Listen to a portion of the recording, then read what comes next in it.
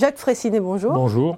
Vous êtes chercheur associé à l'IRES et nous allons parler du salaire minimum britannique. Alors, une forte hausse a été décidée en 2015. Est-ce que c'est surprenant, cette hausse?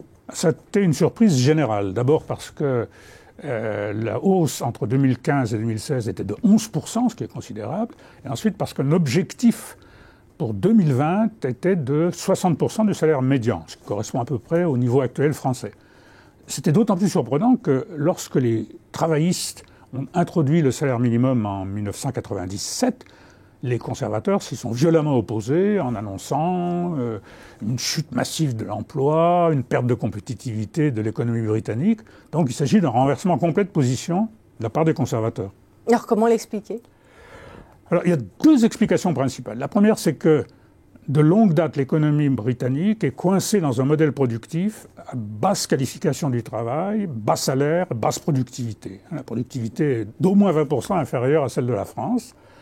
Et donc, il s'agit d'inciter les entreprises à sortir de ce modèle en élevant le coût du travail, donc en les obligeant à d'autres façons d'organiser la production autour de la qualité et non plus de la précarisation de l'emploi.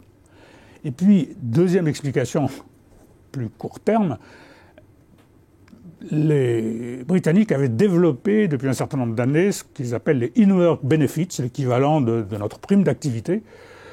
Pour pousser les gens à accepter des emplois à très bas salaire, ils versaient une prestation additionnelle permettant d'atteindre un revenu considéré comme acceptable. Bon.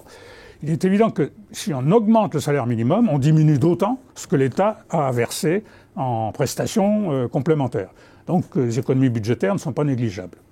Alors quels sont les effets qu'on a pu constater, notamment dans le contexte un peu particulier du Brexit ? Eh bien justement, le problème, c'est le Brexit, parce que cette décision est prise en avril 2015. Le Brexit, le référendum est en juin 2015, et les deux chocs se combinent. C'est pas facile, avec peu de recul, d'en mesurer les effets respectifs. Ce qu'on peut dire, c'est que, il n'y a pas eu d'effet négatif sur l'emploi, alors qu'ils étaient annoncés à nouveau. Ils ne se sont pas produits. 2, il y a eu évidemment une amélioration du niveau des bas salaires, donc une réduction de leur poids dans la hiérarchie des salaires.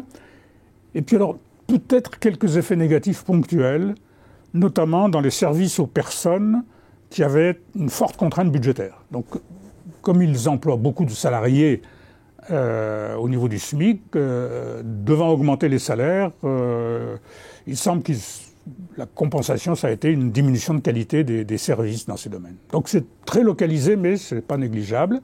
Et puis il y a une autre question, c'est de savoir si ce salaire minimum est respecté ou non.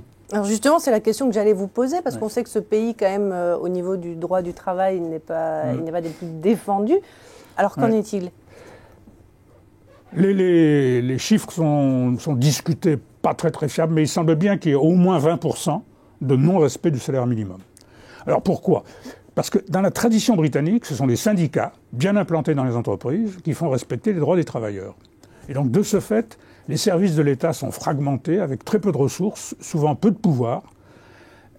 Lorsque l'effondrement de la syndicalisation a fait disparaître les syndicats quasiment du secteur privé, il n'y a plus eu d'instruments pour faire respecter le droit.